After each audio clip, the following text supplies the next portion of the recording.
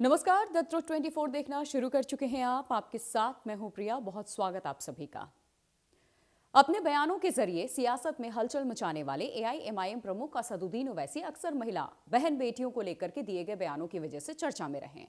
याद होगा आपको, साल 2014 के बाद से ही ओवैसी ने बार बार ऐसे बयान दिए जिन्हें उनके समर्थक मुस्लिम समाज की आवाज बताते हैं, जबकि विरोधी उनके बयानों को बदले की भावना की राजनीति बताते हैं। साल 2018 में ओवैसी ने कहा था कि मुस्लिम बहनों को उनके हक से दूर रखा गया, जो सही नहीं है, इन्हें राजनीति में आगे आना चाहिए। इसके बाद 2020 में दिल्ली दंगों के बाद दिए गए बयानों में उन्होंने कहा कि मेरी बहन डर के साए में जी रही हैं, सरकार उन्हें सुरक्षा देने में नाकाम रही। यह बयान तब सीधे केंद्र सरकार पर हमला माना गया और इसकी चौतरफा आलोचना हुई।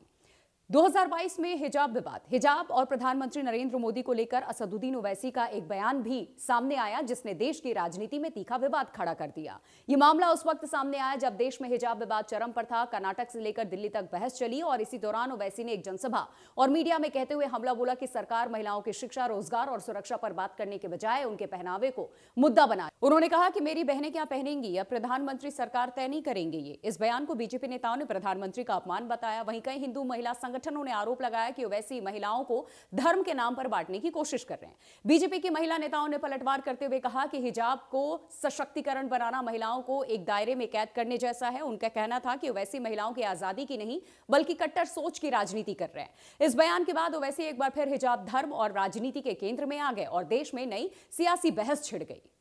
मैं एक बयान दिया था कि मेरी जिंदगी में नहीं तो मेरी जिंदगी के बाद इंशाअल्लाह एक हिजाब पहनने वाली मोहतरमा या लड़की इस देश की प्रधानमंत्री बनेगी।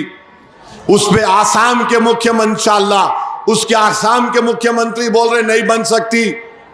India is a Hindu nation, Hindu civilisation, and we will always believe and we are extremely confident that Indian Prime Minister will always be a Hindu person. अरे कैसा नहीं बन सकती? भारत का जो संविधान जिसको बाबा साहिब अंबेडकर ने बनाया, पाकिस्तान के संविधान में लिखा हुआ है कि एक ही समुदाय का यानी मुसलमान ही बन सकता। हमने जो संविधान बनाया अपने लिए, जो बाबा साहिब अंबेडकर ने बनाया, उन्होंने कहा कोई भी बन सकता है बशर्ते कि वो भारत का नागरिक हो, 25 साल से ज्यादा उसकी उम्र हो, पागल ना हो, दीवाना ना हो। आपका ये बोलना आप समझ गए मैं क्या बोल रहा हूं, मगर आप बताइए आखिर क्या नफरत है तुमको? इस बयान ने देश भर में हिजाब बनाम समानता की बहस को हवा दे दिया। 2023 में उन्होंने कहा कि मुस्लिम बहनों को बार बार निशाना बनाया जा रहा है, जबकि असली मुद्दों से ध्यान भटकाने की कोशिश की जा रही है। ताजा विवाद 9 जनवरी को सोलापुर की रैली से उठा। महाराष्ट्र में 15 जनवरी को होने वाले नगर निगम चुनाव से ठीक पहले सियासत में ऐसे बयान सामने आए जिसने देश भर की राजनीति को गरमा दिया।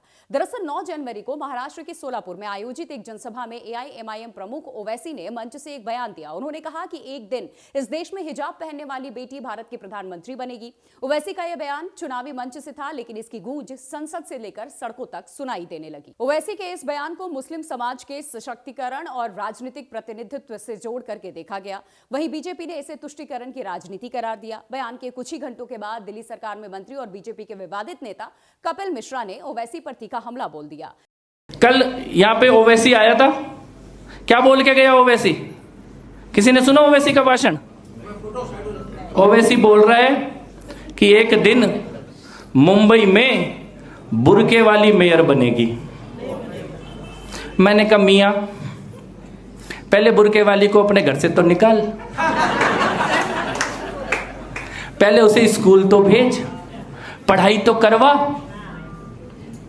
अभी तो तुमने ट्रिपल तलाक और हलाला में कुचल के रखा हुआ है, और बुर्के वाली की आंखें खुल गई तो ईरान में देख लो क्या कर रही हैं बुर्के वालियां।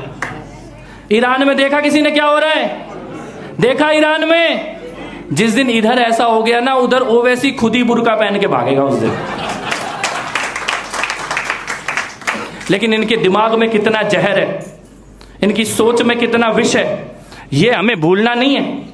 मिश्रा ने मीडिया से बात करते हुए ओवैसी पर अपने घर की महिलाओं को आजादी दे, उन्हें बाहर निकलने दे, स्कूल भेजे, पढ़ने लिखने का काम करने और राजनीति में आने की आजादी दे और फिर प्रधानमंत्री की बात करे जैसी बातें कही। कपिल मिश्रा यही नहीं रुके, उन्होंने ओवैसी पर महिलाओं पर जुल्म करने का आरोप लगाते हुए 3 तलाक और हलाला का भी मुद्दा उठा दिया। कहा कि आप लोग बुर्के वाली महिलाओं को कुचल करके रखते हैं, प्रधानमंत्री बनने का सपना दिखाते हैं। मिश्रा ने ईरान की महिलाओं के आंदोलन का जिक्र करते हुए चेतावनी भरे लहजे में कहा, जिस दिन बुर्के वाली जाग गई उस दिन ईरान जैसे हालात यहां भी हो सकते हैं। अपने बयान को और आक्रामक बनाते हुए कपिल मिश्रा ने कहा कि जिस दिन यहां ऐसा हुआ उस दिन ओवैसी खुद बुर्का पहन करके भागेगा। मिश्रा ने जनता से सवाल पूछते हुए कहा कि ईरान में महिलाओं ने क्या किया ये सबने देखा, अगर भारत में ऐसा हुआ तो सबसे पहले कट्टर सोच वाले लोग ही घबराएंगे। इस बयान के बाद राजनीतिक गलियारों में बवाल मच गया और इसे मुस्लिम महिलाओं का अपमान बताया जाने लगा। इसी विवाद के बीच में असम के मुख्यमंत्री और बीजेपी के वरिष्ठ नेता हिमंता बिस्वा शर्मा का बयान सामने आ गया। शर्मा ने ओवैसी के बयान पर रिएक्शन देते हुए कहा, भारत हिंदू राष्ट्र है और हमारा मानना है कि भारत का प्रधानमंत्री हमेशा हिंदू ही होगा। हिमंता का यह बयान सामने आते ही मुस्लिम संगठनों ने कड़ा विरोध जताया और इसे संविधान विरोधी और अल्पसंख्यक विरोधी करार दिया। अब सवाल सिर्फ हिजाब या बुर्के तक नहीं है, सवाल है चुनावी राजनीति का। महाराष्ट्र के नगर निगम चुनाव से पहले ओवैसी का बयान, उस समय पर कपिल मिश्रा का तीखा पलटवार और फिर हिमंता बिस्वा शर्मा की एंट्री साफ संकेत दे रही है कि आने वाले चुनाव सिर्फ विकास नहीं बल्कि पहचान, धर्म और विचारधारा की लड़ाई बनते जा रहे हैं। इस पर आपकी क्या राय है? आप कमेंट जरूर कीजिए और ऐसी खबरों को जानने के लिए आप बने रहिए द 24 के साथ।